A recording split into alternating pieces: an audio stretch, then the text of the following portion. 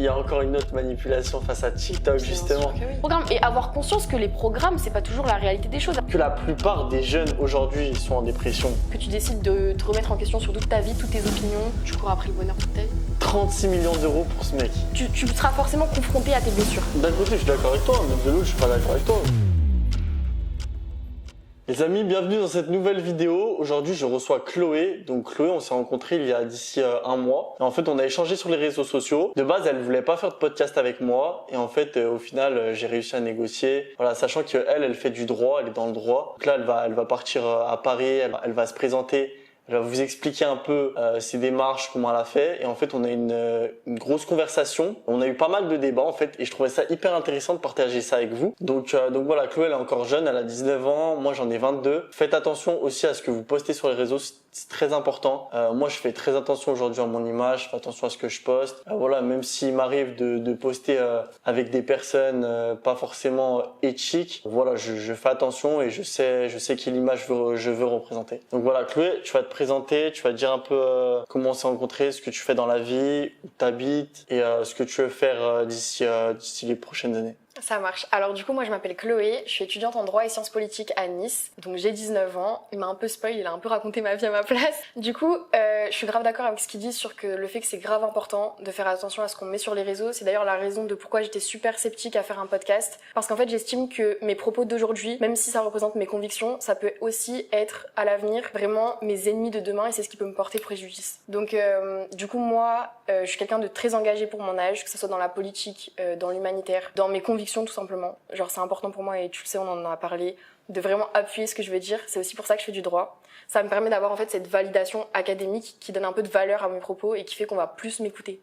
Voyez, malheureusement dans la société, surtout une femme qui va parler, on va avoir tendance à beaucoup minimiser ses propos, avoir un doute sur le fait qu'elle est bien placée pour parler, qu'elle a les connaissances pour parler de ce sujet. Et je sais que le droit, non seulement ça m'apporte les connaissances, mais ça m'apporte aussi voilà cette validation au niveau de la société. Donc... Ok, moi je vois au fond de toi que t'es quand même vachement éloquente. Quand tu parles, t'as quand même vachement de potentiel. T'articules bien, tu connais bien, enfin tu maîtrises bien tes sujets. Enfin t'as l'air de connaître ton domaine. Comment t'en es arrivé là en fait? Comment est-ce que ça s'est fait du jour au lendemain? Est-ce que t'as toujours été forte en français? Des 20 sur 20, des dictées, fautes d'orthographe, je sais pas. Est-ce que t'as une bonne prof? Qu'est-ce qui t'a donné envie en fait de rentrer dans ce milieu-là? Qu'est-ce qui te pousse à faire ça en fait? Alors déjà, il faut savoir que moi, j'ai eu une mère vraiment au top sur ça qui me lisait des histoires tous les soirs. Et je pense qu'en fait, dans l'éducation et dans la construction en fait d'un jeune adulte, l'enfance, ça compte énormément. Moi, ma mère, elle m'a toujours lu des histoires, donc avoir du vocabulaire, savoir beaucoup lire. J'ai toujours été habituée à beaucoup lire. Jusqu'à quel âge? Jusqu'à mes 9 ans. Et après, c'était moi qui lisais. Mais en fait, j'ai toujours lu. Ok, donc t'as toujours lu. En fait, c'est la lecture qui t'a... J'avais 1 an, je sais même pas si je comprenais, elle lisait déjà, tu vois. Et en fait, ça aide énormément, que ce soit au niveau de l'orthographe, au niveau du français, au niveau du vocabulaire. C'est un vrai plus. Après, l'oral, c'est autre chose, tu vois. Parce que forcément, il y a des petites gênes, des fois, c'est complètement autre chose, mais c'est quand même des bonnes bases, ne serait-ce que pour le vocabulaire. Après, je sais que au niveau de mon implication, etc., j'ai quand même eu une maman qui, pareil, elle était hyper impliquée, contrairement à mon papa qui l'était beaucoup moins. Mais du coup, ça contrebalancé, tu vois. J'avais le papa matheux, qui parlait pas trop, qui s'y connaissait pas trop en politique. Un peu timide, un peu... C'est ça, et j'avais la mère qui direct s'imposer, et donc je pense que j'ai un peu tenu d'elle à ce niveau-là, mais aussi dans le côté où des fois je trouvais qu'elle abusait. Donc en fait j'ai un peu pris... en gros ta mère mangeait un peu plus ton père et Exactement. Du coup toi t'as plus pris de ta mère. Voilà, j'ai pris de ma mère, mais par exemple faire un scandale au supermarché c'est un truc que je ferais pas, sauf si vraiment j'ai une raison de le faire ou ça implique vraiment... Puisque ta mère l'aurait fait. Ma mère l'aurait fait. Ma mère, je l'aime de tout mon cœur, mais si elle voit un paquet de fromage périmé dans les rayons, elle va aller crier en disant « Vous vous rendez compte, quelqu'un peut tomber malade », tu vois. Et pourquoi tu l'aurais pas fait toi du coup? Je l'aurais pas fait parce que je sais que des fois elle a pu s'énerver contre les mauvaises personnes, tu vois. Avec tout l'amour que j'ai pour elle, tout le respect que j'ai pour cette personne parce qu'elle m'a beaucoup apporté. Tu vois, moi j'ai quand même ce truc de me dire les gens sont là pour travailler. Enfin, j'ai quand même, en fait, j'ai mis de l'eau dans mon vin. En fait, je pense par rapport à ce donc toi, c'était plus le côté respect que tu respectes par rapport aux autres. En gros. Après, c'est compliqué parce que quand t'es très engagé, quand t'as vraiment des convictions, t'as tendance à ne pas supporter qu'on ne comprenne pas et qu'on ne soit pas en adéquation avec tes convictions. Moi je sais que dans les débats c'est un problème. Si c'est vraiment une cause qui me tient à cœur, je peux manquer d'ouverture d'esprit, je peux manquer de tolérance, mais c'est vraiment quelque chose que je combats. C'est pour ça qu'aujourd'hui, ce que vous voyez sur les télés, sur les plateaux télé, sur les réseaux sociaux, c'est vraiment deux camps. Donc vous avez, je sais pas ce que t'en penses toi, tu me diras après. Il y a vraiment deux camps. Il y a le camp de tous les gauchos. Il y a le camp de tous ceux de droite. Et en fait, ils se renvoient la balle. Oui, mais ça va pas. Oui, mais ça va. Enfin bref, c'est vraiment un bordel monstre. Et du coup, toi, qu'est-ce que t'en penses aujourd'hui, de ça, en fait, des plateaux télé qui se renvoient la balle. On peut plus. Tu me disais que ta grand-mère regardait Touche pas à mon poste, qui est une émission, on va pas se le cacher. Bon, moi, je vais pas critiquer parce que, voilà, tout le monde consomme ça. Je veux rester neutre. Non, mais tout le monde consomme ça. Genre vraiment, tu regardes la Français, vraiment tous les soirs, les gens sont sur Touche pas à mon poste. Mais voilà, moi, je sais que je pourrais pas laisser mes enfants là-dessus. Toi, tu penses quoi de ça, en fait, des plateaux télé, du gars qui possède le groupe M6W9, etc. là. Bolloré. Voilà. Qu'est-ce que tu penses de tout ça, en fait? Est-ce que pour toi, c'est de l'argent en jeu? Est-ce que c'est que de la politique? Est-ce que ça va au-delà? Ça va où? Alors déjà, je suis pas totalement d'accord avec ce que t'as dit, dans le sens où il y a la gauche et la droite qui se renvoient la balle, parce que pour moi, c'est beaucoup plus compliqué que ça, tu vois. Par exemple, moi, je défends des idées qui correspondent pas forcément au parti politique auquel j'adhère à l'heure actuelle. Donc pour moi, il y a beaucoup de choses qui rentrent en jeu, tu vois. On est dans une situation actuelle où il se passe des choses très graves dans le monde. Peu importe du camp dans lequel vous êtes, je pense qu'on est tous choqués et on est tous alarmés sur ce qui peut se passer de l'autre côté du globe. Et je pense qu'en fait, ce genre de choses, ça peut pousser à sortir de ces retranchements, tu vois. Je pense que ton parti politique auquel t'adhères pour ne serait-ce que ton avis sur les impositions, sur l'économie, les aides qui peuvent t'arranger ou non, je pense que tout ça, ça se met de côté quand on parle de massacres, de peut-être risques génocidaires, etc. Je pense qu'on met, en tout cas si on a un petit peu d'humanité et qu'on se sent engagé. Eux, du coup, ils le mettent pas de côté, ça. Vu qu'ils en parlent tout le temps. Les médias, c'est autre chose. Donc pour venir aux médias, moi je suis vraiment catastrophée. Et en même temps, je suis reconnaissante de notre génération parce que nous, à l'heure actuelle, on a accès aux médias parallèles, notamment grâce aux réseaux sociaux. Nous, si on le veut, on peut avoir les médias qui passent en Israël. On peut avoir des images tournées directement Twitter, en Palestine. Instagram, exactement. Et c'est une chance Snapchat. énorme parce que je pense que c'était pas le cas pour nos parents ou pour nos grands-parents à l'époque d'anciens conflits ou d'anciens massacres qu'il y a eu. Qui du coup pouvaient croire qu'au mensonge. Exactement. Et en fait, il faut comprendre que la télé nous manipule. Il faut vraiment en avoir conscience. Les médias, ce qu'ils vous font passer, c'est pas par hasard. Tous les groupes des médias, ils sont tenus par les mêmes personnes. Il y a vraiment une volonté d'endoctriner la société et de vous faire passer la mentalité qu'ils veulent que vous ayez. Et comme on parlait de mes grands-parents, pareil, mes grands-parents que j'aime énormément par leur parcours et que j'admire pour beaucoup de choses, malheureusement, à l'heure actuelle, j'arrive en désaccord avec eux sur énormément de points. Pas parce que c'est des mauvaises personnes, pas parce qu'ils ont pas la bonne façon de penser, parce qu'ils sont contraints et ils sont enfermés dans une bulle médiatique complètement manipulatrice, en fait. Ok, et du coup, toi, t'en penses quoi de ça, en fait, de ce que vivent tes grands-parents, de ce qu'ils ont vécu et du présent, du futur? Moi, je suis désolée. Franchement, moi, ça me désole profondément. Déjà, TPMP, si on peut en parler, c'est tellement orienté. C'est tellement orienté et des fois, ils se permettent de mener des sujets, de s'exprimer sur des choses, de transporter en fait des informations, alors que non seulement ils n'ont pas la capacité de le faire, parce qu'au bout d'un moment, c'est pas des politiciens, c'est pas, ils sont pas sur place. Vraiment, ils partagent des infos, ils ont même pas la capacité. C'est pas des sénateurs, c'est pas des députés. Il y a des choses, donc c'est bien de parler de tout, c'est bien de donner accès justement à des civils, des personnalités en fait, à la population, c'est ça. des C'est bien gens parce qui qu'en fait, sont... pourquoi les gens ils aiment, parce qu'ils se retrouvent en eux. Mais en fait, au bout d'un moment, c'est comme si ta boulangère, elle te parle de politique et que tu gobes tout ce qu'elle te dit.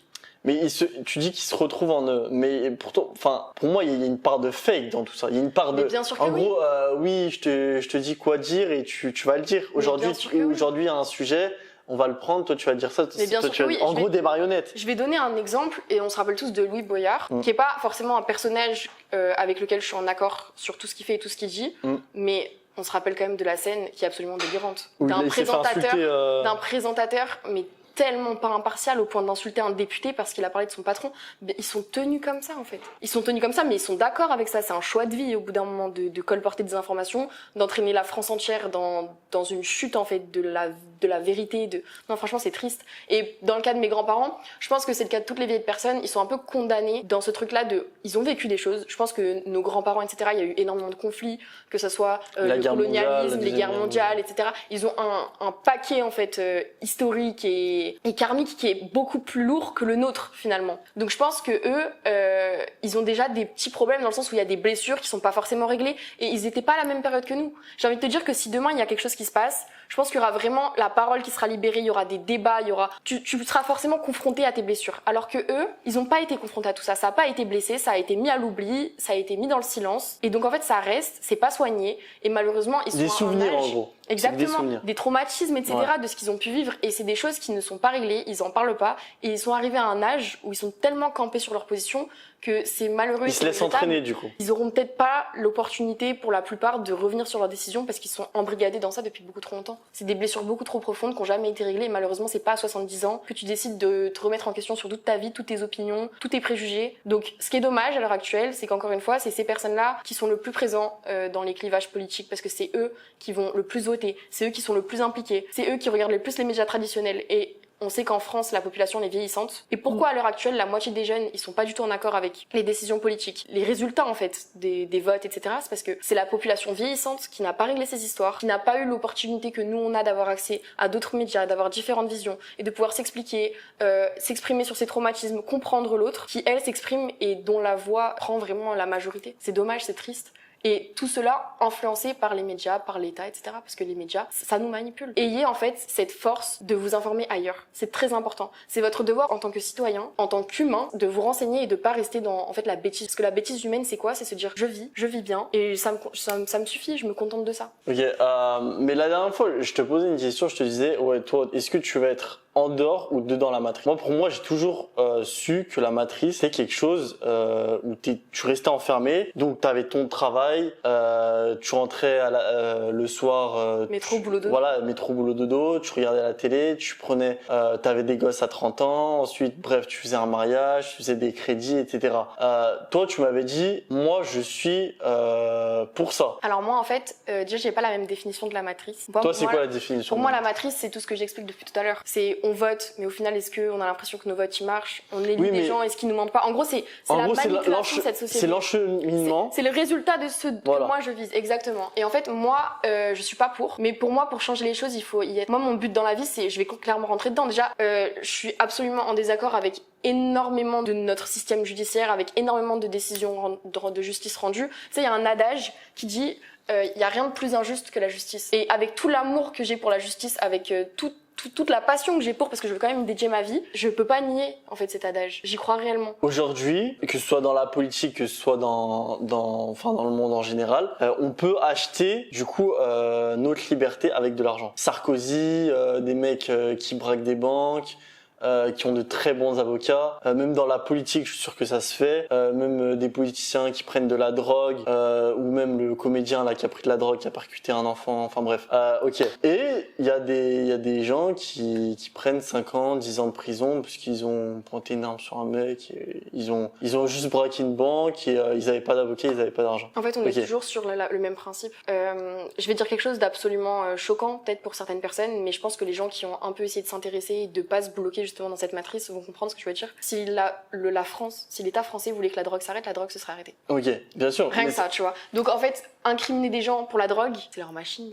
Genre, non mais je parle pas que de la drogue. Je parle pas que de la drogue. Mais je parle par exemple, je sais pas moi. Enfin il y a même la prostitution. La prostitution. Qui devient légale en Belgique. Elles vont avoir des contrats. Ok, ouais, voilà, c'est vrai, j'avais oublié, mais c'est vrai. Mais du coup, la Belgique, c'est à côté de la France, mais peut-être que ça viendra en France. Mais du coup, enfin, toi, t'en penses quoi du coup que la prostitution, a été. Je trouve ça très malheureux que des femmes en 2024 pour gagner leur vie, parce que je pense que c'est pas un métier que tu fais par amour du métier. Je pense qu'il y a peut-être que des hommes qui diront qu'elles font ça parce qu'elles aiment ça. En tant que femme, je pense que aucune femme ne vend son corps et on n'est même pas sur des photos comme mime, etc. à la mode. T'as des rapports sexuels non choisis au final, parce qu'un client, c'est un client. Tu vois. Puis c'est sale, quoi. Oui, non, c'est pas. Je pense qu'aucune femme ne fait ça par choix. Je pense qu'il y a quelque part une obligation. Il y a peut-être un embrigadement, peut-être que et on sait que quand t'es dedans, après, au niveau des proxénétés, etc., c'est très difficile d'en sortir. Donc, quelque part, sachant qu'on sait que ça existe, c'est être dans le déni de nier que la prostitution existe, qu'il y a des femmes qui se lèvent tous les matins pour aller faire ça comme métier. Par choix, probablement non. Donc, je trouve que c'est pas forcément quelque chose de négatif de le légaliser, parce qu'en fait, par la légalisation, on peut instaurer des règles. Quand quelque chose est illégal, on n'a aucun contrôle. Alors que là, tu vois, le fait qu'elles aient un contrat de travail, après, bien sûr que oui, il y aura toujours des réseaux de prostitution parallèles, bien sûr que oui, mais un contrat de travail, ça leur assure une sécurité. Elles peuvent avoir des arrêts maladie, tu vois. En fait, elles ont quand même une protection minimale, malgré que leur métier soit Le chômage, peut-être. En fait, ça leur apporte une protection. Ça leur apporte une protection, une sécurité. Et si c'est le minimum qu'on puisse faire pour elles, je trouve pas ça négatif qu'on le fasse, tu vois. C'est comme la drogue, en fait. Pour moi, c'est pareil. Pour moi, la drogue devrait être légalisée, pas parce que c'est bien de se droguer. Il y aurait un énorme travail, en fait, de prévention à faire, surtout au niveau des jeunes, etc., pour dire que c'est pas parce que c'est légal que c'est bien, c'est pas parce que c'est légal qu'il faut le faire. Mais au moins, tu vois, ça éviterait tout ce qui peut se passer dans les cités, etc., les règlements de compte, enfin, tout ce qui peut se passer, les problèmes liés à la drogue, quoi. Tout ce côté-là, même le fait que, on sait qu'il y a des gens qui consomment. Les Français, si je dis pas de bêtises, on est quand même les premiers consommateurs de cannabis en France. Alors que c'est pas légal et que pourtant... Dans tous les pays réunis. Bien sûr, les Néerlandais, ils en consomment moins que nous alors que c'est légal, tu vois. Donc à partir de là, on sait qu'on consomme, on n'est pas dans le déni, on est au courant, c'est un fait. Pourquoi on garantit pas au moins aux consommateurs de savoir ce qu'ils consomment? Parce qu'on sait qu'ils consomment. C'est pas l'interdiction qui fait que les gens ne consomment pas. Si on légalisait le cannabis, on pourrait limiter peut-être le nombre de grammes vendus, on pourrait faire plus de prévention, on pourrait accompagner les gens qui en consomment en connaissance de cause et pas en les foutant en garde à vue pendant 24 heures et ils vont ressortir, ils vont refumer. Tu vois, on pourrait avoir un véritable accompagnement et on sait qu'à l'heure actuelle, ce que les gens fument, c'est de la merde, clairement, désolé du terme, mais c'est n'importe quoi, ils fument du pneu, mais des trucs aberrants. On pourrait éviter ça, tu vois, on pourrait faire des trucs au moins un peu meilleurs pour leur santé. Malheureusement, c'est triste de passer par la légalisation pour des choses aussi, c'est attristant en fait de voir que notre monde il marche comme ça, mais c'est juste être réalisé ce qui se passe en fait. Okay. Quand tu vois la France, Mbappé qui payait, tu sais, je sais pas si tu l'as vu, mais en gros il payait des 200 millions d'euros d'impôts qui passent pour rembourser les dettes, tout ça. Est-ce que pour toi la France, j'ai pris l'exemple de Mbappé, mais c'est un exemple tout con, hein, mais est-ce que pour toi la France c'est un pays corrompu? Corrompu dans le sens où on accumule des dettes. Pour moi, la France, c'est un pays qui, comme tout pays occidental... On accueille Biden avec 115 voitures. Mais il y a une hypocrisie, mais bien sûr que oui, il y a une hypocrisie. Mais il y a une hypocrisie à partir du moment où on donne des millions à l'Ukraine alors qu'on est endetté jusqu'au cou. Il y a une hypocrisie à partir de ce moment-là. Et je dis pas qu'il faut pas aider l'Ukraine, tu vois, mais je pense qu'il y a plein de moyens de l'aider, à part avec les sous. Qu'on est endetté et qu'en plus, le système ne fait qu'empirer. L'inflation... Non, mais c'est clair. Après, il y a un réel problème économique. Je pense que économiquement les gens parlant... ne veulent plus travailler. Les gens ne veulent plus travailler, oui. Et pourquoi? Je trouve que c'est ça qu'il faut se demander. Pourquoi? Parce que peut-être qu'il y a des gens, en étant au chômage, qui gagnent autant que quand ils travaillent. Et ça remet en question sur les sous qu'on donne aux chômeurs, mais aussi surtout aux sous que les gens qui travaillent gagnent. Parce qu'en fait, c'est dépitant. Tu vois, moi je suis jeune, donc j'ai fait un peu tous les tafs. J'ai fait tous les tafs possibles. Martin Matin, c'est moi. Et je te jure que des fois, je vois pour le nombre d'heures travaillées, etc., je me dis, mais... T'es payé comme de la merde. J'ai déjà été payée comme de la merde, et je me dis, en fait, moi, j'ai pas grand chose à payer, tu vois, j'ai ma voiture, à la limite, mon assurance voiture. T'es mère seule, t'as 2 gosses, tu fais comment? Genre là, t'es censé te lever tous les matins, et ça toute ta vie. Parce que quand t'as pas d'études, quand t'as des enfants, donc tu peux pas te permettre de t'investir forcément à 100% dans ton travail, parce que t'as des responsabilités à côté. Des fois, il y a aussi les zones, tu vois, qui limitent. Et nous, on est dans une région ici, donc dans le sud de la France, on est à Cannes là, où heureusement, grâce aux saisonniers, etc., on a beaucoup de travail saisonnier, on a le tourisme, on a le luxe. Mais il y a des endroits où les métiers sont limités et c'est dur d'augmenter de niveau, tu vois. Et donc en fait, ils sont condamnés à toute leur vie bosser grave pour très peu. Et en sachant que ça va jamais évoluer, est-ce qu'à un moment t'en as pas marre en fait? L'espoir il est perdu pour certaines personnes. Mais du coup c'est quoi la solution là, à l'heure actuelle quand tu vois des femmes qui accumulent 3 emplois pour aller travailler, des hommes qui bossent, qui passent leur nuit dans leur camion pour subvenir aux besoins de leur enfant. Et puis derrière, t'as tous les médias qui parlent de ça, qui disent oui, voilà, là ils gagnent tant, ils ont du mal à finir leur mois, ils font même des reportages, ça passe sur France 3. Enfin bref, pour moi, tout le monde se monte le crâne.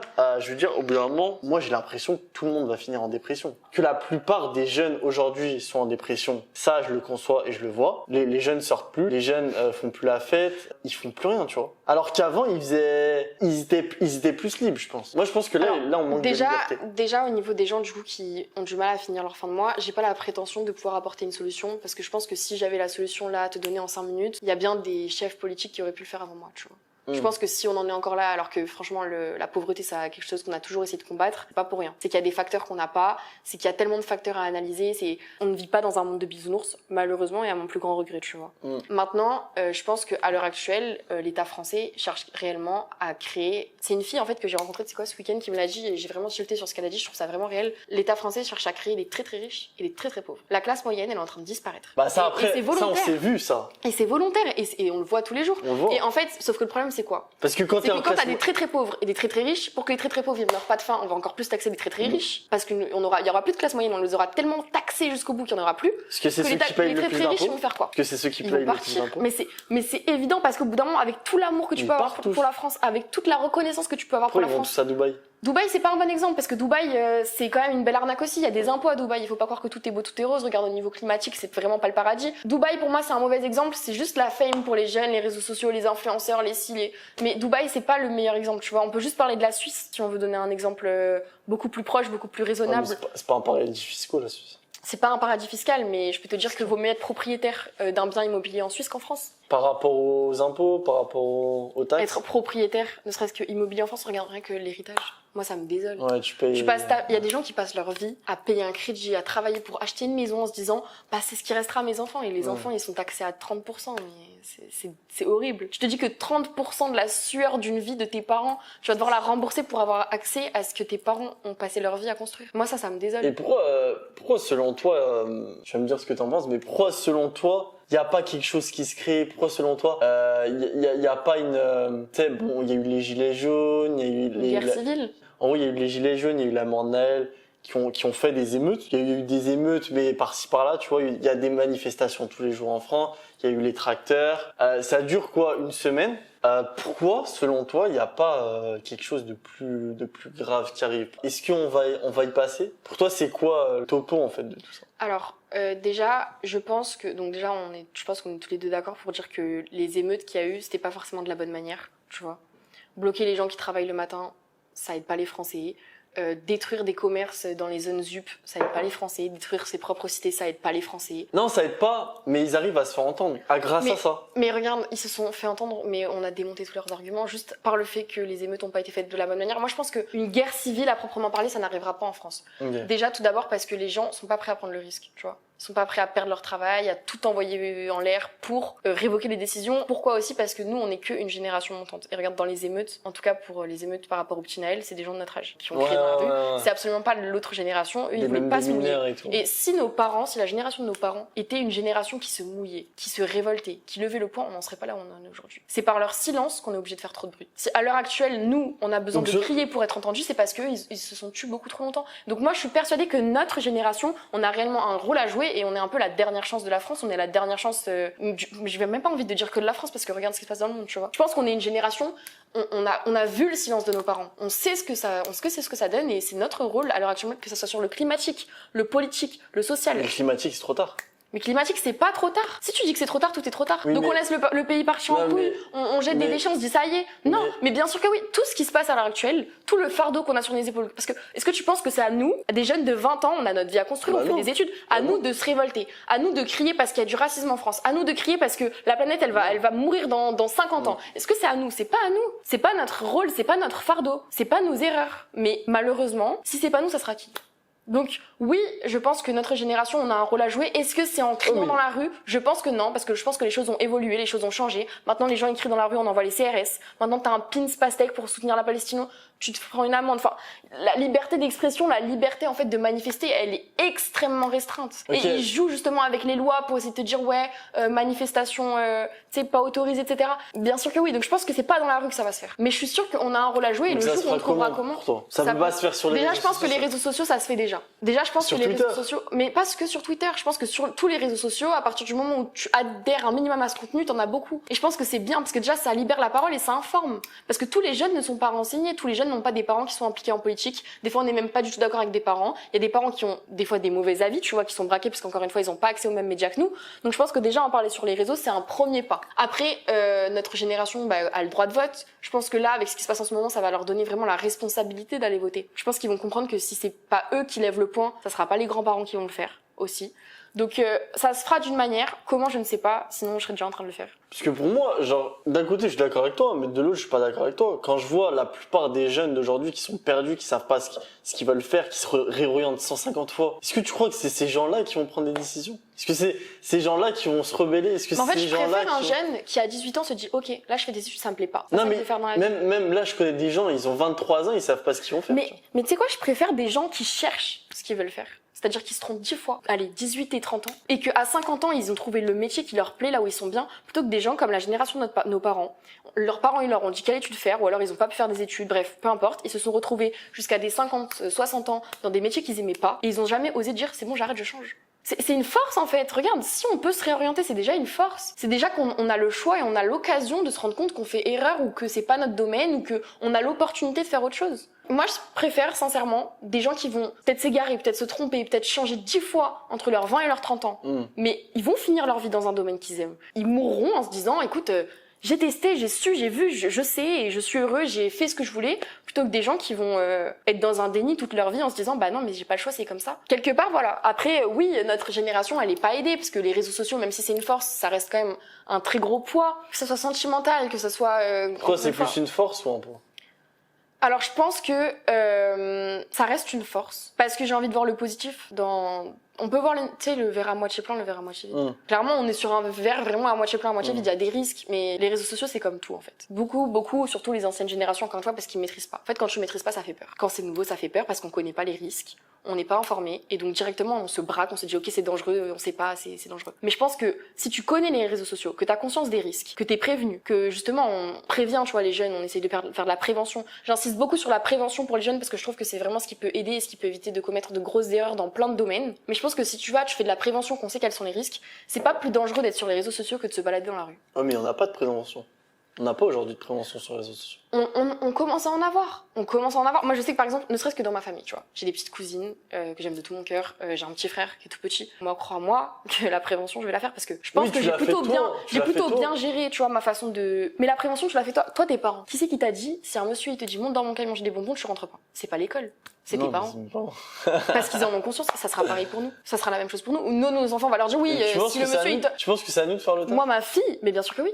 C'est toi qui éduques tes enfants. C'est la chair de ta chair. C'est toi c'est toi qui éduques tes enfants. Mais s'ils sont dans un groupe d'amis. Mais moi, mon groupe d'amis, moi, j'ai combien d'amis qui m'ont dit viens on fait du stop? Bah non, ma mère elle m'a dit à 12 ans, ma mère elle m'a dit tu fais pas du stop en fait, tu vois. C'est ton éducation aussi, c'est tes valeurs et tes principes que tu hérites de tes parents. Donc moi, demain, mes enfants. En même temps que je leur dirais, le monsieur qui t'offre des bonbons pour monter dans un camion, tu lui dis non. Je dirais, le garçon qui te demande des photos de toi à moitié nu, tu lui dis non. Et tu fais attention à ce que tu mets sur les réseaux sociaux, tu fais attention, tu n'exposes pas ta tête. Un monsieur de plus de 50 ans qui t'ajoute, tu ne l'acceptes pas. Il y a des mesures de sécurité à prendre, mais comme partout. On laisse pas une gamine de 16 ans se balader en culotte sans haut, sans soutien-gorge dans la rue. Parce qu'on sait que forcément tous les détraqués mentaux ils vont arriver. C'est pareil pour les réseaux sociaux. C'est malheureusement on vit dans un monde qui est dangereux sous toutes les facettes. Il y a des risques de partout, il y a des gens mauvais de partout. S'il y a des psychopathes dans la rue, il y en aura forcément sur les réseaux sociaux. Surtout qu'on a l'atout de anonymes, etc., etc. Et je pense qu'aussi au niveau de l'État, au niveau de la police, etc., il faut que le côté police des réseaux, ça s'augmente, tu vois. Faut que quand il y ait des plaintes pour tout ce qui est cyberharcèlement, ça se développe et pas seulement à Paris. Parce que je sais qu'il y en a à Paris, mais tu vas porter plainte ici à Cannes pour cyberharcèlement ou je sais pas moi, hack de quoi que ce soit, ils vont mettre beaucoup trop de temps parce qu'ils vont devoir appeler la police de Paris qui est la seule à être formée. Mais tout ça, ça va se développer avec le temps. Tu penses quoi justement là, tu me dis que ça va prendre beaucoup trop de temps. Aujourd'hui, quand tu portes plainte en France, ça prend au moins environ peut-être 1 voire 2 ans. Il y a une femme même qui avait porté plainte contre son mari contre coups et blessures, qui se faisait taper. Ça avait pris peut-être 5 ans. Elle est morte. Comment ça se fait qu'aujourd'hui la justice en France prenne autant de temps alors qu'il y a beaucoup de gens qui font du droit, t'as le barreau, t'as des avocats, t'as des juges. Comment ça se fait? Déjà les prisons sont remplies. Comment ça se fait qu'aujourd'hui en France, quand tu portes plainte, et moi je connais des gens qui veulent même pas porter plainte parce qu'ils disent ça va mener à quoi? Ça va mener à quoi? C'est tellement triste. Mais du coup c'est quoi? Enfin là on va où genre? On va où? Parce que là du coup au final c'est quoi? C'est je porte plainte, je me sens pas en sécurité, je suis en sécurité. Concrètement, tu veux que je te dise en France, c'est comment à l'heure actuelle? À l'heure actuelle en France, tu causes du tort à l'État, que ce soit financièrement, peu importe. t'inquiète pas qu'on va pas te louper. À l'heure actuelle, tu causes du tort à un Français, tu causes du tort En à gros, tu voles à l'État. droit civil, voilà, tu causes du tort à un particulier et tu vas courir après l'État pour qu'il te défende. Parce que ce qui touche à l'État, t'inquiète pas que le mec qui fait des petits délits, on va pas le rater, hein. Il va pas passer aux oubliettes. Par contre, le mec qui bat sa femme, le papa qui viole sa fille, qui fait de l'inceste, le harcèlement sexuel au travail, etc. Ça passe entre les mailles du filet. Parce que ça concerne pas l'État. Ils en ont rien à foutre. Et ça, c'est une des raisons pour laquelle je fais du droit. Pour moi, ça sera un des sujets les plus primordiaux à régler. Et tu me parles d'une femme qui se fait battre par son mari. En fait, si la condition des femmes importées en France, on le saurait depuis longtemps. Si la condition des femmes importées en France, on légaliserait les protections hygiéniques et pas les capotes, en fait. Si la protection des femmes en France et genre les droits des femmes en France comptaient, on serait pas sur un débat pour mettre l'IVG dans la Constitution. Ça ferait même pas débat. Et si les droits des femmes en France comptaient, à l'heure actuelle, on n'aurait pas un parti qui va enlever l'IVG. Et oui, donc attends, on a mis l'IVG, on l'a mis là il y a pas longtemps. Oui. Ça a été inscrit. Oui. Ça a été inscrit. Pourquoi l'enlever? Pourquoi l'enlever? Il y a des raisons religieuses et religieuses. Oui. Alors moi je suis croyante et pratiquante. Loin de moi l'idée d'interdire l'IVG. Parce que moi en tant que croyante et pratiquante, si j'ai pas envie de me faire avorter, c'est mon choix. Attends, mais du coup, c'est quoi le rapport entre le... Il y a beaucoup de gens qui sont contre l'IVG, c'est pour des raisons religieuses. Déjà, rien qu'à l'époque... Religieuse, catholique ou... Bah, un peu de toutes les religions au final, tu vois. L'IVG c'est un peu mal vu au niveau de la religion, parce que voilà, ça a toujours été un débat, ça sera toujours un débat. Voilà. Ça sera toujours un débat. Et après t'as des gens qui veulent tout simplement couper les droits des femmes et rester dans les traditions, etc. Mais c'est clairement, ça devrait même pas être un débat. Ça ne devrait même pas être un débat. On a une femme incroyable qui s'appelle Simone Veil et à qui j'accorde tout mon respect et j'espère que de là-haut, elles se morfondent pas trop quand elles voient qu'est-ce qu'on a fait de ces combats. Mais clairement, on a des gens qui se sont battus. On a des femmes qui se sont battues. Il y a au moins 5 guerres là dans le monde. Il y a des génocides, il y a des... Enfin bref... C'est un peu le bordel de partout. Il y a même des milliardaires qui font des bunkers. Il y a des choses qu'on sait pas, selon toi. On sait vraiment rien, ok. On sait peut-être 10%, même 1% de ce qui se passe dans le monde. Ok, ça, je suis au courant. Mais est-ce qu'il y a pas des complots qui se créent autour de la politique, autour des... voilà, la Russie veut prendre... je crois que c'était veut prendre l'Afrique. Ah, l'Afrique. Ouais, c'est ça, hein. Ils veulent tout prendre, hein. Non mais c'est ça je crois. L'Afrique, j'ai pas entendu parler. Sincèrement, je maîtrise pas le... Je crois qu'il faut une alliance avec la Chine pour prendre l'Afrique. Et du coup, la France était dessus et... Qui n'a pas essayé de prendre l'Afrique, hein, voilà. au final. Il y a beaucoup de choses qu'on ne sait pas. Comment ça se fait qu'en tant que citoyen, on sache rien en fait? Comment ça se fait que nous, en fait, tous les soirs de notre vie, on voit que des conneries tous les jours, enfin du jour même, du coup. Oui, il s'est passé ça, il s'est passé ça, il s'est passé ça. Mais on sait rien en fait. Comment ça se fait? Est-ce que tu me permets d'intégrer des images peut-être au Ouais, podcast? vas-y, bien sûr. Ok, alors là, on va vous mettre une image, 2-3 images qui me parlent vraiment. On n'est pas dans le complotisme, mais on est vraiment on dénonce en fait un peu ce que tu es en train d'énumérer. Okay. Déjà, on a une première image qui montre du coup des mains qui se serrent. Enfin, devant l'urne, en gros, ça se bagarre, ça se monte du doigt et en dessous de l'urne, ça se serre la main. Déjà, ça c'est un fait. Déjà, ça, il faut en avoir conscience. Donc en gros, si on imagine l'image, il y a des gens qui se battent au-dessus, et du coup, ce serait vraiment que de l'hypocrisie en fait. C'est totalement de l'hypocrisie en fait. On est vraiment sur de l'hypocrisie à fond. Voilà, on est clairement sur ça. Ok, ouais. Parce que pour moi, tout est relié. Et je vais te montrer une autre image du coup qui me parle énormément et qui explique en fait ce que tu es en train de dire. C'est celle-là en fait. Et on la mettra, et celle-là, je la trouve vraiment très intéressante. Ça montre aussi que plus t'es intelligent, plus tu vas souffrir dans ce monde, parce que tu vas avoir conscience de ce qui se passe. Plus tu vas ouvrir ton esprit, plus tu vas arrêter de te limiter à ce qu'on te dit, ne serait-ce que dans les médias traditionnels, plus tu vas découvrir à quel point c'est une dinguerie. Donc là, pour vous décrire un peu l'image, la personne qui est tout en bas et en gros qui se dit je vis, je vais bien, elle va voir le monde émerveillé, des fleurs, des pâquerettes, voilà, le monde tel que tu peux le regarder si tu ouvres tes fenêtres. La personne qui va un petit peu plus s'intéresser, du coup, elle va commencer à observer donc la guerre. Donc en gros, elle va observer les deux, un peu en haut, un peu en bas. Voilà, c'est ça. Genre, elle va voir en gros la guerre, ce qu'on peut voir nous, ne serait-ce que si on allume notre télé en vrai à l'heure d'aujourd'hui. Voilà, qui cherche un peu à apercevoir. Exactement. Et après derrière, en fait, tu vois vraiment donc des cryptogrammes, enfin quelque chose de vraiment électronique, et en fait ça montre que même la guerre c'est pas ce qui se passe. Derrière c'est tellement plus profond et j'ai même pas la capacité de vous dire ce que c'est à l'heure actuelle, mais j'ai conscience que ça existe. Mais donc en vrai ce schéma en fait il résume grave du coup ce qui se passe aujourd'hui, parce que mais t'as vu comment c'est réel? T'as les milliardaires du coup qui se mettent tous à l'abri dans des bunkers, donc parce que je pense qu'ils voient ils voient tous ce qui se passe. Ils savent très bien. Ensuite du coup t'as les moyennes personnes un peu riches, et quand tu dis milliardaires, c'est pas tous les milliardaires, hein. Parce que je peux te dire que Mbappé, demain, il sait pas. Il est très riche, etc. Il peut s'acheter un bunker s'il veut, mais crois pas que lui, on l'a mis au courant. Que lui, il est considéré comme un nouveau. Moi, je te parle. On parle vraiment des gens qui contrôlent le monde, parce qu'il y a des gens à l'heure actuelle qui ont la main mise sur le monde, et c'est un fait. On peut pas le nier. Moi, je te parle vraiment des gens qui ont des yeux de partout, tu vois. Bien sûr. Et ouais, franchement, je trouve ça super intéressant. Voilà, cette image, elle est importante, parce que pour moi, en fait, des fois, les mots ne parleront jamais mieux qu'une image. C'est vrai, mais du coup, je reviens à ce qu'on disait. En gros, il y a un mec qui s'appelle Anthony Bourbon, je sais pas si tu connais. Et du coup, lui, en gros, tu sais, il vient vraiment de la classe pauvre. Et il est allé dans la classe très très riche grâce à sa boîte. Il a fait fortune. Et je crois il veut capitaliser au milliard. Je crois qu'il est billionnaire. Et du coup, ce qu'il disait, c'est que en gros, si tu veux, aujourd'hui, il a vu tout ce qui se passe en bas. Et du coup, il a vu tout ce qui se passait là, et il voit tout ce qui se passe maintenant. Il a dit, si tu savais ce que je vois à l'heure d'aujourd'hui, tu pèterais un câble. Mais après, genre, les personnes, genre, vraiment pauvres, tu vois, enfin, ils s'imaginent pas ce qui se passe, genre, dans la classe mais je pense qu'en fait, si tu sais, genre, oligarque, russe... Non, mais tu pètes les plombs si tu sais. Ouais. Mais déjà, moi, tous les soirs dans mon lit, je suis comme ça, en fait. Parce que déjà, je me renseigne, je vois ce qui se passe, qu'on me montre pas sur TF1, et déjà, je suis comme ça. Mais imagine si je savais. Mais il y a plein de mystères comme ça. De toute façon, si la population était au courant de tout ce que les États savaient, le monde, il serait déjà parti, mais bien plus en cacahuète qu'est-ce qu'il n'est déjà. Tu peux pas, il y a tellement de choses salaces. En fait, pour moi, il y a 2 étapes. Si tu t'ouvres au monde et que tu décides vraiment de savoir, tu peux savoir déjà beaucoup de choses. Tu peux découvrir beaucoup de dessous de conflits. Je peux te parler du fait que c'est les États-Unis qui ont financé et qui ont recruté Ben Laden. Je peux te parler du fait des essais nucléaires de la France dans le désert d'Algérie ou dans la Polynésie française, où ils ont bombardé à côté de populations qui étaient empoisonnées. On peut parler mais tous les lanceurs d'alerte, ne serait-ce que tout ce que les lanceurs d'alerte ont dit, il y a beaucoup d'envers du décor qu'on peut saisir, tu vois. Mais en fait, mais après, il y a tellement plus derrière. Est-ce que du coup, on vit pas dans l'envers du décor au final? Parce que du coup, on vit dans un fond vert en fait. Ouais, c'est ça. On vit dans un fond vert. On voit quelque chose, genre qu'on pointe du doigt, tu vois, on pointe tous du doigt. Et au final, en fait, le doigt qu'il faut pointer, il est carrément à l'opposé, en fait. Tu vois ce que je veux dire? Bien sûr que oui.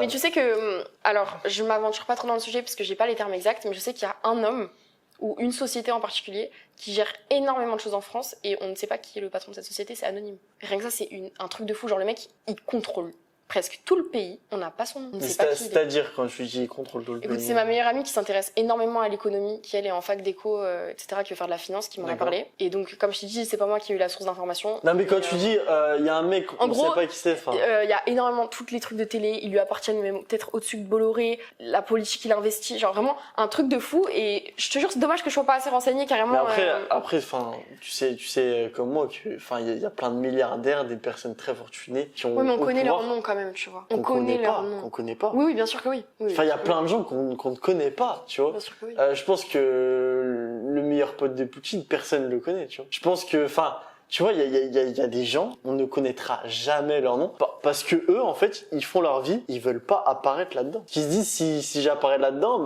c'est des problèmes, tu vois. Parce que aujourd'hui, avoir un nom, c'est avoir un problème. Aujourd'hui, t'as un nom, t'as des problèmes.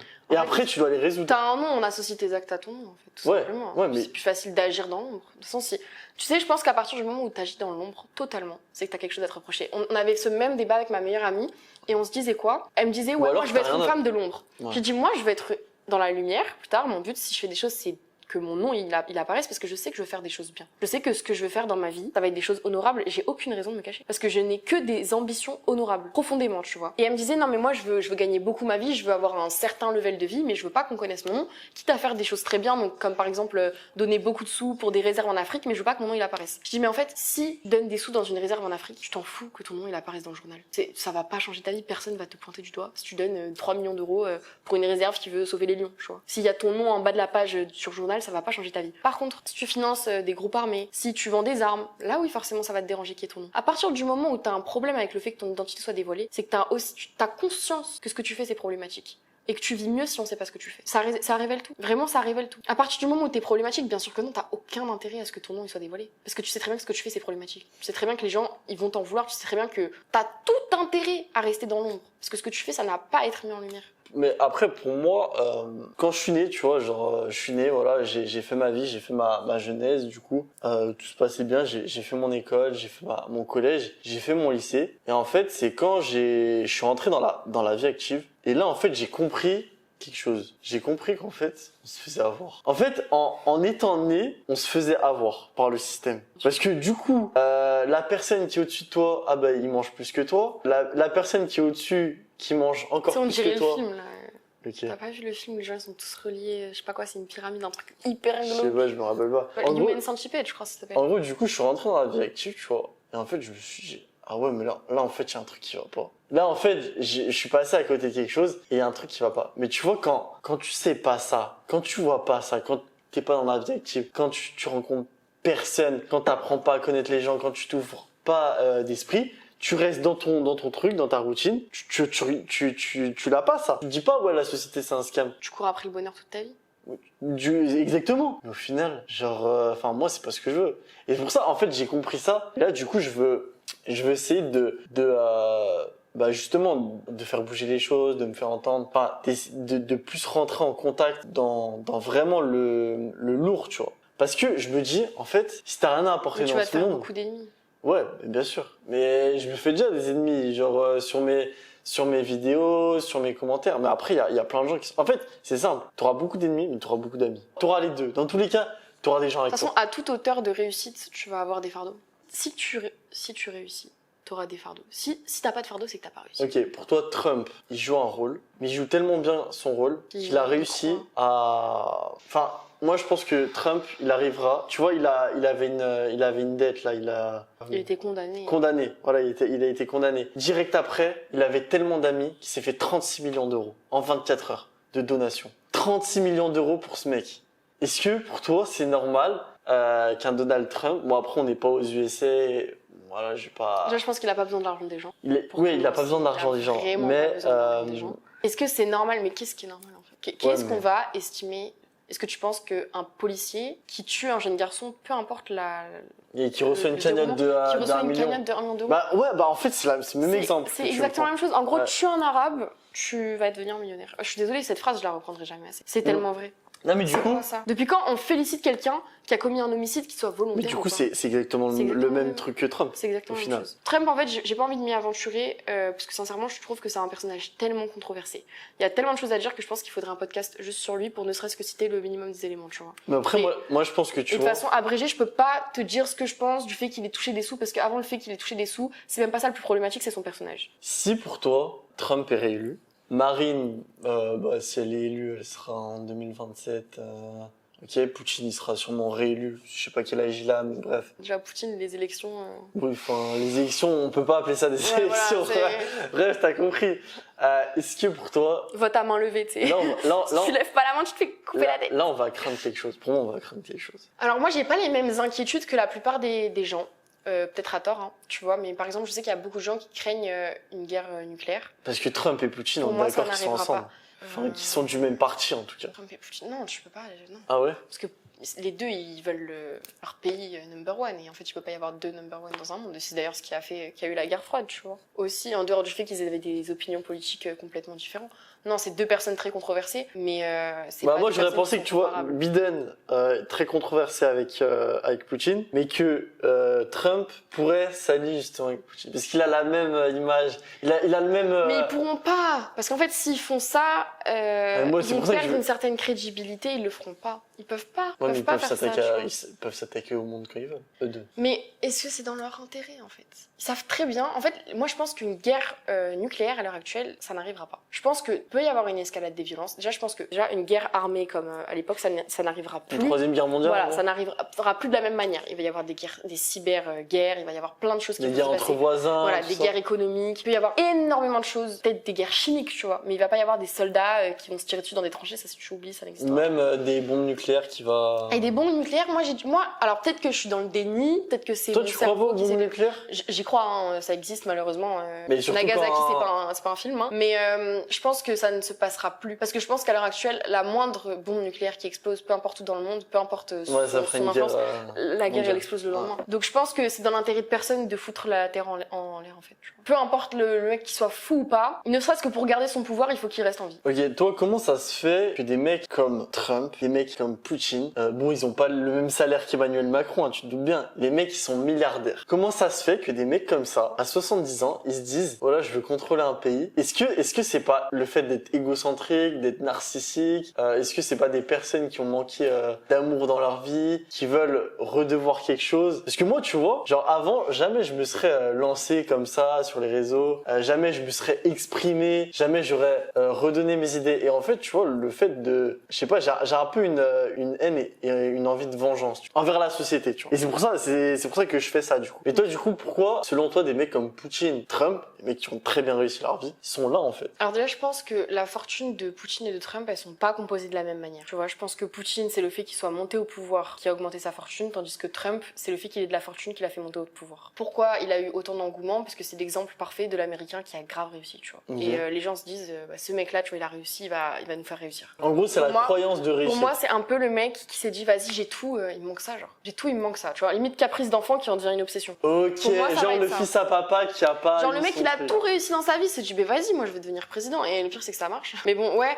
et pour moi Poutine on est dans quelque chose de complètement différent parce que déjà on peut dire ce qu'on veut de Trump, il est pas élu de la même manière, il a pas la même emprise sur les États-Unis que... Mais il a acheté, que on Trump est d'accord. va avoir. Il a acheté ses votes. Enfin, il a pas acheté. acheté pour moi. Il a pas acheté, c'est un peu la mentalité américaine aussi de se Ah ouais. dire putain il est riche, il a tout, tu vois. Il est riche, il a tout, il va nous rendre comme lui, tu vois. Je pense que tu sais l'American Dream, les Américains ils sont beaucoup comme Ok, ça, ils sont beaucoup dans American Dream. l'utopie de putain l'Américain Moi, qui je a veux réussi. être millionnaire. Exactement, comme- genre. Donc moi je pense que c'est dû à ça. Moi, Poutine c'est totalement différent. Et c'est intéressant que tu me parles de mégalomanie, etc. Parce que je me suis renseignée la dernière fois sur qu'est-ce qui se passait dans la tête en fait de Poutine. Et quand je me suis renseignée, donc j'ai trouvé qu'un psychanalyste avait analysé en fait la mentale de Poutine pour comprendre s'il était fou. Parce que tu sais, il y a une énorme différence de comportement de sa part depuis ces dernières années. Depuis Limite le Covid, radicale. non Exactement. Ouais. Depuis la sortie du confinement, il a un peu vrillé, on Pété sait pas les trop plombs. pourquoi. Et donc lui, il est arrivé à 3 hypothèses. La première étant que tout simplement en fait, il voulait conquérir le monde pour redonner à la Russie son âge d'or. Et c'est pas quelque chose qui paraît si fou que ça, parce que par exemple, si Napoléon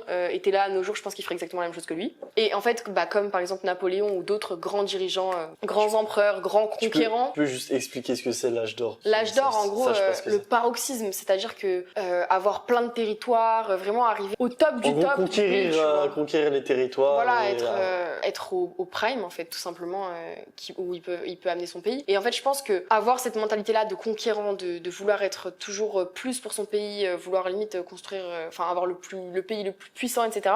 Ça peut mener à une mégalomanie, mais qui s'explique par les ambitions. La deuxième hypothèse, du coup, c'est que depuis donc ces 3 dernières années, le visage de Poutine a vécu des évolutions. Donc j'ai vu qu'il avait fait une petite blague en disant que soit il avait un très mauvais chirurgien, soit ça pouvait être en fait les effets de la cortisone. On sait que la cortisone, ça donne ces effets-là en fait au niveau du visage. La cortisone, elle a pu être utilisée pour soigner du coup une maladie, ça peut être un cancer, enfin il y a plein de grosses maladies qui se soignent par la cortisone. Or, on sait, et il l'a rappelé du coup dans son analyse, que la cortisone, ça peut aussi rendre paranoïaque et mégalomane. C'est vraiment des effets qui s'observent. On se dit qu'en fait, on a peur de rien, qu'on peut tout faire, que rien ne nous arrête. Donc en fait, ça peut aussi peut-être expliquer une différence de comportement. Niveau médical, ça serait l'explication. Et après, du coup, la troisième hypothèse, qui est aussi très probable, ça serait la paranoïa. Il y a beaucoup de gens, et c'était mon premier avis, qui disent que le Covid, en fait, a rendu Poutine complètement paranoïaque, ce qui pourrait expliquer qu'en fait, Pas que lui, il attaque... beaucoup de gens aussi. Bien sûr, mais je pense que quand t'es à la tête de quelque chose comme le Kremlin, t'as peut-être plus de raisons d'être parano que toi et moi demain. Et je pense qu'en fait, c'est pour ça qu'il attaquerait en fait énormément les pays qui soient beaucoup dans l'attaque, parce qu'en fait il a l'impression que si c'est pas lui qui attaque en premier, il se fera attaquer tôt ou tard. Et c'est pour ça qu'il s'en prend énormément du coup à des choses des pays, des États, etc. qui peuvent être ses rivaux ou tout simplement ses voisins. C'est intéressant en fait de s'intéresser à l'analyse psychique de quelqu'un aussi haut placé que lui, parce que c'est quelque chose qu'on n'a pas pu faire ou que du moins j'ai jamais vu par rapport à Hitler. Et du fait qu'il soit encore en vie, du fait qu'on ait peut-être beaucoup plus d'images, d'informations, on peut se le permettre et ça peut être une piste intéressante. Parce qu'il faut pas oublier que c'est pas parce que c'est des chefs d'État qui perdent pas les pédales, qu'ils ont pas des problèmes de santé, qu'il y a pas des choses qui peuvent altérer leur vision, leur capacité à diriger et tout simplement les décisions qu'ils prennent. Pour toi, est-ce qu'il y a un rapport avec... Enfin, est-ce que tu pourrais mettre un rapport entre Hitler et Poutine, justement? Est-ce que pour toi, enfin, ça coopère justement avec quelque chose de... Comme on disait, la paranoïa, le fait de tout vouloir... de conquérir l'âge d'or, etc. Alors, je mettrais un rapport dans l'esprit de dictature, forcément, parce que, mine de rien, en Russie, les opposants politiques, ça n'existe pas. Il y en a eu un qui la est mort, démocratie, du coup. ça n'existe pas. La liberté d'expression de la presse, ça n'existe pas. C'est quelque chose qu'on retrouvait, du coup, au niveau du Troisième Reich. mais je pense que Ouais, on a donc bien d'autres il y a un États, petit lien, on quoi. a bien d'autres États qu'on pourrait comparer à l'heure actuelle à Hitler, tu vois. Malheureusement, il n'y a pas que Ouais, la ouais, Russie. ok. Et il y en a même qui se rapprocheraient plus, ne serait-ce que par leur méthode pour massacrer certains peuples, faute d'avoir retenu le passé et l'histoire. Donc, Est-ce que tu je pense penses... que comparer à Hitler, c'est pas la bonne manière de faire parce que faut pas se référer au pire qu'on a connu. Est-ce que tu penses pas qu'il y a une petite ère de vengeance, du coup, entre les peuples, entre les religions Bah, les religions, elles sont très mal comprises finalement, parce que la religion c'est paix et amour. Après, ça fait très longtemps qu'il y a des guerres de religion, ça date pas d'hier. On a eu les croisades, ça c'était au niveau du Moyen-Âge, on avait déjà les croisades, le djihad, ça n'existe pas depuis hier en fait.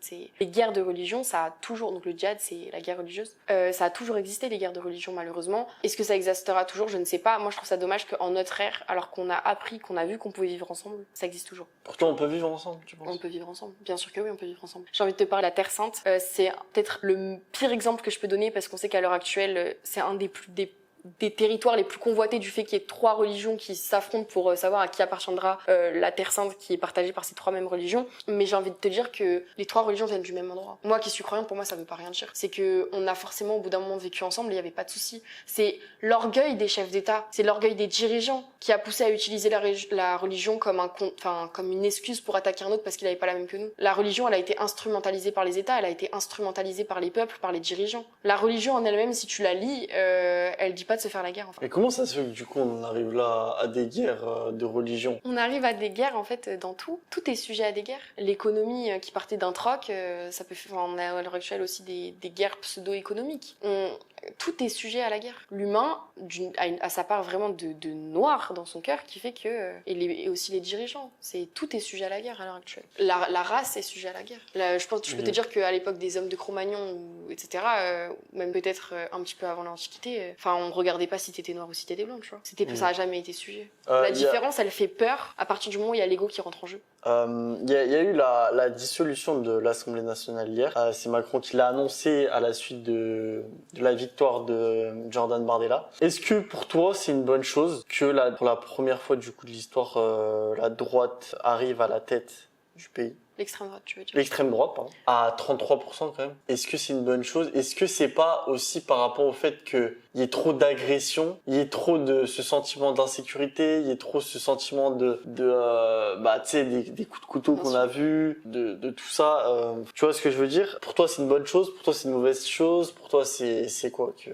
Alors pour moi c'est clairement lié à l'insécurité. Tout d'abord c'est clair et net. À l'heure actuelle on se retrouve avec des Français qui ont peur, des Français qui en ont marre, des Français qui ne voient pas de changement. Ces Français là malheureusement ça fait peut-être 30 ans qui commencent à se poser la question s'il n'y a pas un problème. Ils ont tout essayé, ils ont voté tous les partis, ils n'ont pas vu de changement. Et donc en fait d'un coup t'as un parti comme ça qui émerge qui te dit écoutez, j'ai trouvé la source de tous vos problèmes. C'est les immigrés, c'est l'immigration, on connaît les principes de l'extrême droite, je pense que je vous apprends rien. Et on a un parti comme ça qui arrive de nulle part et pas seulement il trouve des coupables mais il propose des solutions. Est-ce que ces solutions sont réalisables ou non? Évidemment c'est très discutable.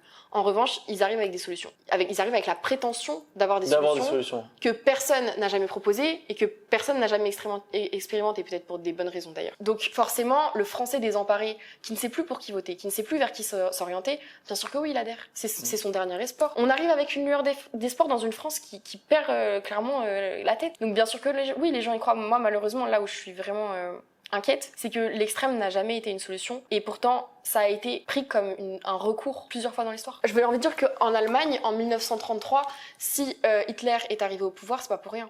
C'est parce que l'Allemagne vivait une des plus grosses catastrophes économiques du pays. L'Allemagne, elle était au bout du gouffre. Et encore une fois, il y a un homme qui est arrivé en disant « J'ai trouvé le coupable et j'ai des solutions ». Et les gens, ils y ont adhéré. Pas parce qu'ils étaient d'accord avec ses idées fascistes, pas pour ça. Parce que c'était la seule solution. Donc, si Hitler, il a pu monter au pouvoir, c'est parce que vraiment l'Allemagne était désemparée. Et il y a un homme là qui est arrivé qui a dit « Voilà, c'est ça le problème et j'ai la solution ». Alors bien sûr que oui, que le problème n'était pas le fond du problème. Bien sûr que oui, que la solution était encore plus désastreuse que le problème qui était pointé. Mais malheureusement, les gens, ils y ont adhéré. Un peuple en désespoir, il prend ce qu'on lui donne en fait. Et s'il y a qu'un mec qui arrive en disant j'ai la solution, tenez, bien sûr que oui, ils y adhèrent. Et je vous donne l'exemple de l'Allemagne parce que je pense que c'est le plus parlant. mais il y en a tellement des exemples. L'extrême arrive dans les moments de doute de la population. Si tout va bien, les gens ne vont jamais voter l'extrême. Pourquoi faire? Et le problème avec l'extrême, c'est que l'extrême, c'est très très très dangereux. Et dans quoi que ce soit, alors là, on parle de politique, donc bien évidemment, on pense à l'extrême droite, l'extrême gauche, etc. Mais on peut aussi parler de n'importe quel domaine. Quelqu'un qui est dans la religion, c'est très bien. Quelqu'un qui est très religieux, c'est très bien, c'est quelqu'un de très apaisé, plein d'amour, plein de bonté, etc. Quelqu'un qui est extrémiste, religieux. Quelqu'un qui est dans la religion extrême, donc on peut parler par exemple des groupes islamistes extrêmes, ils n'ont rien à voir avec l'islam. C'est des gens qui, c'est trop et c'est dangereux. Parce qu'en fait, il y a vraiment un précipice entre la chose et l'extrême. On peut parler de sport pour être quelque chose d'encore plus basique, tu vois, qui sort un peu du contexte géopolitique. Quelqu'un qui fait du ski, c'est très bien, il s'éclate, il est fort, il s'épanouit. Quelqu'un qui va faire du hors-piste, donc du ski extrême, c'est dangereux. Le précipice, il est là. Il suffit d'un mauvais coup, il meurt. Il y aura pas tous ces cadres qui sont posés, mais pas pour rien. En fait, s'il y a des cadres dans la société, c'est pas pour rien. Et quand on part dans l'extrême, c'est qu'on dépasse ces cadres-là. Et il y a un réel risque. Alors oui, le risque n'est pas sûr à 100%, mais est-ce qu'une population entière, est-ce qu'un État comme la France, un État de droit comme la France, un État démocratique comme la France, peut se permettre, par simple raison de désespoir, de prendre le risque de tomber dans une dictature, dans des choses absolument abominables qu'on ne peut même pas imaginer? Parce que si on pouvait les imaginer, ça ne serait jamais arrivé dans l'histoire. Et est-ce qu'on fait notre devoir de mémoire? Nous, en tant que Français, on a des grands-parents qui ont vu, on a des peuples qui ont souffert, on a des cours d'histoire, on a fait des devoirs de mémoire, je veux dire en 5e, en 3e, tout ça, on apprend l'histoire, on sait ce qui s'est passé, on est au courant, on est censé, c'est notre héritage en fait en tant que Français d'avoir cette capacité-là à savoir, à être prévenu. Et comment on peut retomber dans ça dans la plus grande naïveté en fait, en pensant que là c'est pas pareil. Mais à chaque fois on a pensé que c'était pas pareil, sinon on n'y serait pas allé. Mais là tu penses pas qu'il y a une hausse de criminalité avec les OQTF, avec Je pense qu'il y a une hausse de la criminalité, mais on peut parler d'OQTF si tu veux. Même des mineurs, tu vois, qui sont là à 14, 16 mais clairement, ans. je pense que dans les zones ZUP, il va falloir donner un accompagnement vraiment plus profond, tu vois. Peut-être renverser la sécurité. Et pourquoi justement la gauche n'a rien fait à ce sujet-là? Franchement, alors déjà, je peux pas dire je pense que, dis-moi si t'es d'accord avec moi, mais je pense que la criminalité, comme tu dis, vraiment grave, l'insécurité, elle est présente vraiment depuis 10 ans. Dis-moi si je me trompe. Après, moi, il y a 10 ans, j'avais... Mais je pense que là, vraiment, c'est plus grave. On le voit bien aux informations, etc. Depuis 10 ans, il y a vraiment une hausse. Depuis 10 ans, c'est pas la gauche qui est au pouvoir. Donc, moi, je ne suis pas forcément de gauche, tu vois. Si, c'est la gauche qui est au pouvoir depuis 10 ans. Tu penses que Macron est de gauche? Bah oui. Tu penses que Macron, pour moi, il est de centre-droite. Mais très clairement. Et tu le ressens dans sa politique, que ce soit économique ou sociale d'ailleurs. Est-ce que tu penses que la gauche aurait avancé la retraite? Reculé la retraite, Macron il a fait. Oui, il a reculé la retraite. Oui, voilà. Donc non, pour moi, Macron il est clairement de droite. Et tu le vois ne serait-ce que par son métier. On sait très bien qu'il y a certaines industries qui vont aussi avec un parti politique, ne serait-ce que parce qu'elles propagent et ce dont elles ont besoin. Quand tu es dans le système bancaire, excuse-moi, mais quand tu as été banquier chez Rothschild, tu n'es pas de gauche. Et c'est presque une condamnation, tu vois. Genre, on le sait. Un fonctionnaire, il va être beaucoup plus à même d'être de gauche, comme un banquier va être beaucoup plus à même, surtout pour Rothschild, d'être de droite. On est dans une certaine logique et une certaine continuité. Alors, il a très bien compris que arriver en disant je suis de droite, à l'époque où il est arrivé, c'était pas judicieux. Ah, ok. D'accord. Donc, il s'est placé du centre, mais c'est très stratégique. Macron est très intelligent, c'est un homme très très intelligent. Pourquoi, si jeune, il a eu accès à tout ce qu'il a eu accès, déjà par ses soutiens, déjà par son parcours, parce que monsieur était banquier chez Rothschild, il est pas sorti du Carrefour City en bas de chez nous, déjà tout d'abord, et derrière ça, il a été très malin, parce que tout le monde a pu se reconnaître en Macron. Personne ne s'est dit non, il est pas de mon parti. Il arrive en disant je suis du centre. Donc les gens de droite, ils peuvent voter pour lui, les gens de gauche, ils peuvent voter pour lui. Il met tout le monde dans sa poche. Ouais. C'est très malin de sa part. Je l'avais jamais pensé comme ça. Bien sûr que oui, mais Macron, il est loin d'être du centre. C'est le nom qu'il se donne. Mais après, à l'heure actuelle, qu'est-ce qu'est la droite? Qu'est-ce qu'est la gauche? Qu'est-ce qu'est le centre? À l'heure actuelle, le clivage politique qu'on a toujours connu n'est plus applicable.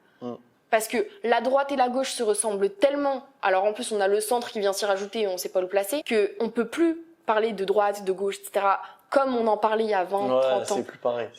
Pourquoi les extrêmes prennent de la puissance? Parce que les partis donc, modérés se ressemblent tellement que les Français ils ne voient plus de différence, ils sont obligés de voter pour les extrêmes pour avoir l'impression d'avoir une identité politique, pour avoir l'impression d'avoir du changement. C'est vrai que c'est un truc de fou quand tu Le clivage politique, il est totalement différent. Il va falloir s'y habituer. Il va falloir vivre avec, il va falloir essayer de le comprendre, il va falloir tout simplement s'y habituer, parce que du coup on sait plus trop où donner de la tête. Je pense qu'aucun Français à l'heure actuelle est capable de nous définir la droite ou la gauche comme on le faisait il y a 30 ans. Mais parce que peut-être qu'aussi on étudie plus ça au collège, au lycée, tu vois. On l'étudie toujours, oui, mais le problème c'est qu'on apprend quoi? On apprend le clivage, on apprend les cours de droit, tu vois. On l'apprend. Moi j'ai étudié du droit et franchement c'était pas des cours comme ça. Après t'étais dans une filière STMG peut-être en droit pour le lycée. Bac pro.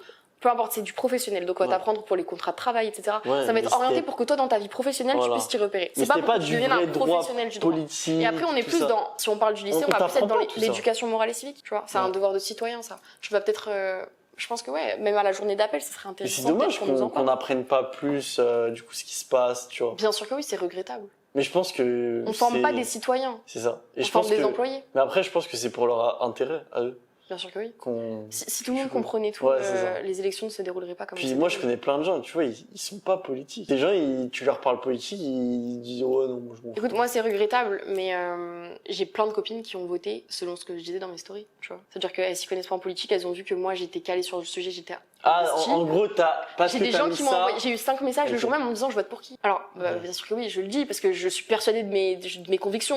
Mon but c'est pas de faire de la merde à tout le monde, tu vois. Si moi-même je vote alors que je suis grave investie pour Ouais, ce donc il y parti-là, a, c'est y a que j'y quand même crois. un manque de. Exactement, et de c'est connaissances regrettable des- d'un côté, mais c'est pas le jour même que je vais lui dire écoute, va te renseigner, va lire toutes les listes et tu votes pour qui. Enfin, donc je lui dis, je lui explique pourquoi, tu vois, je dis si t'es d'accord avec moi, voilà, il faut faire ça. Moi, clairement, j'avais une cause en particulier qui me tenait à cœur, donc j'ai Ouais, voté tu l'as selon fait, cette cause, ouais. voilà. Donc j'ai dit à mes amis, écoutez, sachant que je sais que la plupart de mes amis, ça leur tient à cœur autant que moi, surtout certaines, etc. J'ai adapté mon discours aussi selon qui j'avais en face de moi, tu vois. Je vais pas parler à deux personnes qui ont des centres d'intérêt totalement différents des mêmes choses, tu vois. Voilà, après je trouve ça regrettable. C'est compliqué. C'est compliqué quand tes parents ils t'ont jamais parlé de politique, quand peut-être tout simplement ton algorithme des réseaux sociaux ne te donne pas ça parce que c'est pas quelque chose que tu cherches, que tu vas liker. Parce que en fait, quand tu connais pas, tu Et vas pas comprendre chercher une à liste. connaître. Comprendre une liste, comprendre un Électoral. programme, c'est compliqué.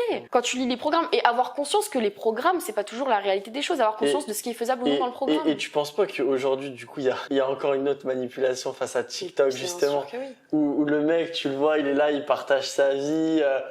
Genre, ça peut être le futur président qui partage sa vie sur son TikTok, l'autre, elle mange des glaces, etc. Enfin, Déjà, il y a un rapprochement l'algorithme, c'est des super jeunes, mauvais et j'en suis moi-même victime et je le regrette en même temps que ça m'arrange. Sur TikTok, j'ai que ma vision des choses parce que c'est ce que j'aime, c'est ce que je partage. Ouais. Donc j'ai jamais, Autre par exemple, chose. moi je suis pro-Palestine, j'ai jamais eu des TikTok, à part si c'est pour les critiquer, des TikTok de pro-israélien, à part dans les stories du coup d'amis à moi, parce que j'ai des amis qui sont pro-Israël. Moi, je me rends compte que quand je vois leur feed et le mien, il y a un monde, tu vois. Et c'est regrettable d'un côté, tu vois, parce que je peux comparer, mais que si je me force à le faire, tu parce vois. qu'ils veulent Si je pas fais te la mettre- démarche. Ils veulent te mettre dans une case, pas dans une autre. Ils veulent te mettre. Non, parce que si j'avais liké l'autre côté, je serais dans l'autre case, tu Oui, vois. mais Ça vient de moi. Ils veulent t'enfermer dans Mais une clairement, case. on est bloqué dans une bulle en fait. Voilà, Et ça, c'est ça. les algorithmes, je crois qu'on en avait parlé en cours d'éducation morale et civique, ça au lycée. En fait, on est dans une bulle où on est enfermé dans ce qu'on like et ça change pas et ça nous évite de sortir de ce truc-là. Bien sûr que oui. Bon voilà, en tout cas, ça sera toujours un sujet très compliqué et malheureusement, si on avait des solutions pour y mettre fin ou des réponses claires et nettes, je pense que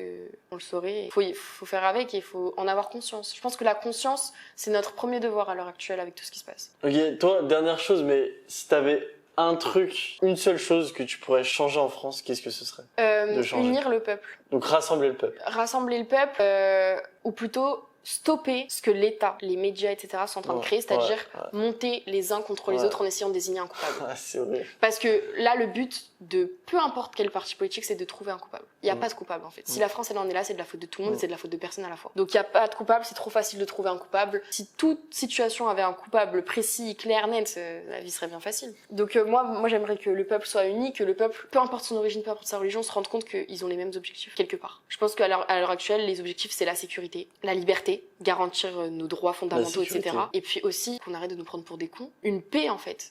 Une paix de pouvoir être en accord avec ses voisins. Ok. Merci les amis d'avoir regardé la vidéo. N'hésitez pas à liker. N'hésitez pas à vous dire ce que vous pensez aussi dans les commentaires, de réagir par rapport à ce que j'ai dit, par rapport à ce qu'a dit Chloé. Voilà. Restez gentils, voilà, on est dans une safe place, on parle dans le calme, dans la bonté, donc pas d'escalade de haine en commentaire, on essaye d'être positif et tout simplement d'arriver à communiquer les uns avec les autres. Voilà, n'hésitez pas à donner de la force. Je mettrai l'insta de Chloé dans la bio du coup. Et voilà, à bientôt pour une prochaine vidéo.